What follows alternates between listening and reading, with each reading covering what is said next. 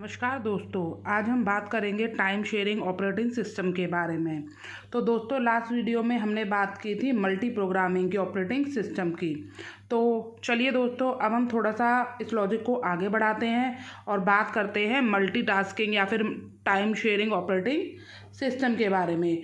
तो दोस्तों, बहुत से लोगों को ये प्रॉब्लम्स आ रही है कि मल्टी प्रोग्रामिंग और मल्टीटास्किंग एक ही बात है या फिर अलग अलग बातें हैं। अलग अलग बुक्स में देखो तो अलग अलग डेफिनेशंस लिखी होती है। तो दोस्तों, ये टॉपिक थोड़ा सा कंफ्यूज करने वाला है, बट कोई नहीं दोस्तों, आप इस वीडियो को बहुत अच्छे से देखिए तो आपको समझ में आएगा कि मल्टीटास्किंग और multi programming operating system actually में है क्या। तो डोंट बी कंफ्यूज, कॉन्सेप्ट को समझिए, रटना नहीं है, सिर्फ समझना है। तो दोस्तों चलिए स्टार्ट करते हैं। तो दोस्तों, हमने लास्ट वीडियो में क्या पढ़ा था कि हमारे मल्टी प्रोग्रामिंग ऑपरेटिंग सिस्टम क्या होता है। तो क्या होता है multi programming operating system? Multi programming operating system में क्या था कि जो हमारी जॉब्स होती थी, जो हमारे प्रोसेस होते थे, अगर हमें किसी भी इनपुट आउटपुट की रिक्वायरमेंट होती थी तो वो लोग वेटिंग स्टेट में चले जाते थे, और जो हमारा सीपीयू होता था वो कॉन्टेक्ट स्विच करके नेक्स्ट प्रोसेस को मेन मेमोरी में से पिक करता था और उस पर काम करना शुरू कर देता था। तो मेन पॉइंट ये था दोस्तों, मल्टी प्रोग्रामिंग में जो हमारी प्रोसेस होती थी वो अपनी मर्जी से वेटिंग स्टेट में जाती थी।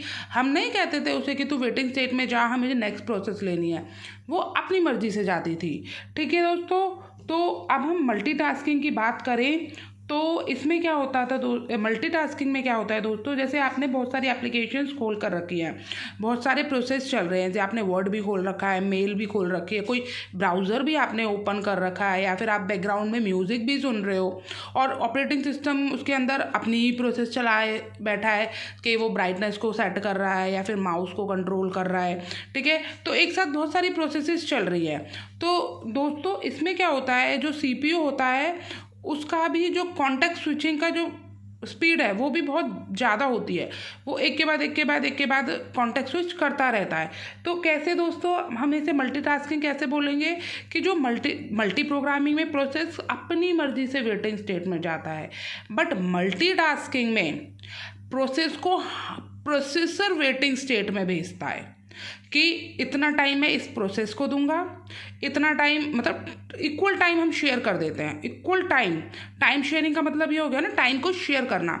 जितनी भी टोटल प्रोसेसेस आपने उसमें अपने कंप्यूटर में खोल के रखी हैं, प्रोसेसर जो होगा इक्वल टाइम उन सारी प्रोसेसेस को डिवाइड कर देगा।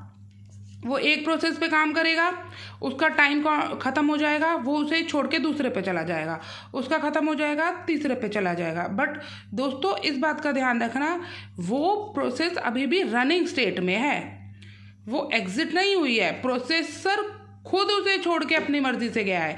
प्रोसेस से नहीं पूछा उसे कि मैं तुझे छोड़ रहा हूँ या छोड़ दूँ या फिर तुम कोई और काम कर रहे हो, नहीं। प्रोसेसर ने अपनी मर्जी से प्रोसेस को लीव करके दूसरी प्रोसेस को पिक किया है। ठीक है, तो यही डिफरेंट मल्टी प्रोग्रामिंग और मल्टीटास्किंग में है। मल्टीटास्किंग में हम प्रोसेसर अपनी मर्जी से प्रोसेस को वेटिंग स्टेट में भेजता है, और मल्टी प्रोग्रामिंग में प्रोसेसर खुद अपनी मर्जी से वेटिंग स्टेट में जाती है। तो दोस्तों, अब चलिए थोड़ा सा इसको आगे देखते हैं कि पहले तो आप इसके टाइम को समझिए। Don't be confuse, time sharing operating system, multitasking operating system, ये दोनों ठीक है। थर्ड देखिए, multi programming with round robin. तो दोस्तों, इसमें कंफ्यूज मत होना कि देखो मैम ने तो यहाँ पे भी मल्टी प्रोग्रामिंग लिखा हुआ है, नहीं, मैंने देखिए उसको लिखा हुआ है विद राउंड रॉबिन।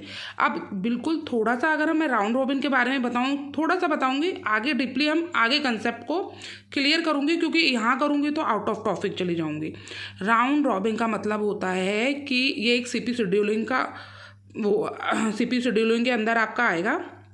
इसमें हम टाइम को इक्वली प्रोसेसेस के बीच में डिवाइड करते हैं, इसलिए multi programming with round robin इसको एक और नाम दे दिया गया है। ठीक है, तो आगे देखिए।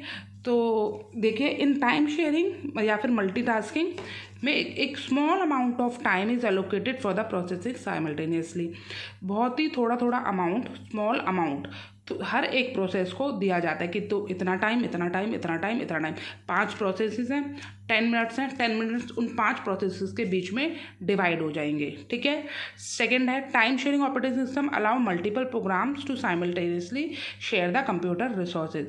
Time sharing operating system allow करता है प्रोग्राम को एक साथ कंप्यूटर रिसोर्सेज को शेयर करने के लिए, ठीक है, यूज़ करने के लिए।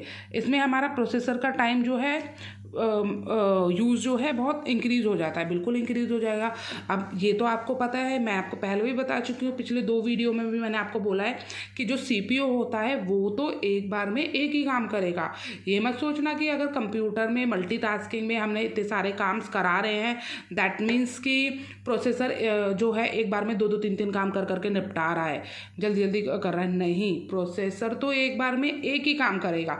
एक CPU एक बार में एक ही प्रोसेस पे वर्क करेगा, लेकिन वो कॉन्टेक्स्ट स्विचिंग की स्पीड इसकी उतनी ज़्यादा होती है कि हमें इल्यूजन ही नहीं होता कि हम पैरेलली काम कर रहे हैं, एक साथ काम कर रहे हैं, या फिर वो एक के बाद एक के बाद एक के बाद एक काम करता है, वो हमें पता नहीं चलता। बट CPU एक बार में एक ही काम करेगा, रिस्पॉन्स टाइम कम हो जाएगा बिल्कुल।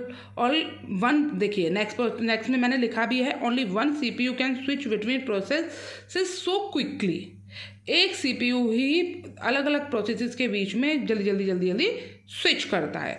ठीक है दोस्तों, हाँ, आपको समझ में आया होगा। चलो आगे बात करते हैं एक एग्जाम्पल के साथ। एग्जाम्पल मैं आपको रेस्टोरेंट का ही दूंगी, मैं अपना एग्जाम्पल नहीं बदलूंगी, ताकि आपको ये अच्छे से समझ आता रहे कि रेस्टोरेंट में क्या करा। बहुत सारे कस्टमर्स आ गए, जो बनाने वाले की, सर्विंग वाले की स्पीड इतनी ज़्यादा है और कस्टमर भी काफ़ी ज़्यादा हैं, तो एक को मैंने खाना दे दिया, एक को उसके ऑर्डर दे दिया, वो भी खा ही रहा है, उसके पास रोटी चल रही है, वो भी खा रहा है, वो उठा नहीं है खा के या वेटिंग स्टेट में नहीं गया, वो भी खा रहा है, लेकिन मैंने उस दूसरे को दे दिया, दूसरे को दे के दूसरा चल रहा है, तीसरे को दे दिया, तीसरे को दे के चौथे को दे दिया, फिर मैं पहले पे आ गई।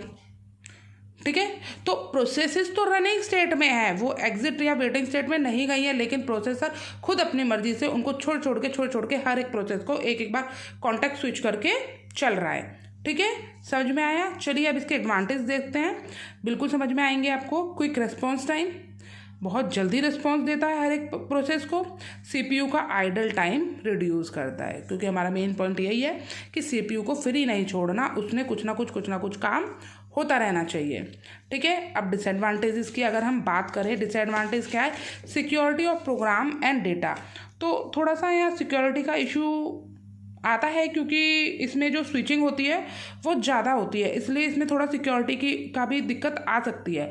डेटा कम्युनिकेशन की दिक्कत बनती है, डेटा कम्युनिकेशन की दिक्कत आ सकती है। रिलायबिलिटी भी, मतलब इसमें थोड़ा सा इशू क्रिएट हो सकता है, क्योंकि ज़रूरी नहीं है कि जो भी प्रोसेस है वो पूरी तरह से रिलायबल हो, अनरिलायबल भी हो सकती है। और जो हमारा ये प्रोसेस है वो रिलायबल भी हो सकती है, अनरिलायबल भी हो सकती है, लेकिन ये एक्सपेक्टेशंस एरिया है। आपको मोस्टली आपको रिलायबल ही मिलेगी, बट ये थोड़ा सा एक्सपेक्टेशन है कि मे बी अनरिलायबल हो। तो दोस्तों, आपको होप ये वीडियो अच्छा लगा होगा, समझ में आया होगा। कोई भी दिक्कत हो तो कमेंट सेक्शन में कमेंट कीजिएगा। धन्यवाद दोस्तों। अब मुझे थोड़ा सा टाइम दीजिए, अगली वीडियो मैं आपके लिए जल्द ही लेकर आऊँगी। धन्यवाद दोस्तों।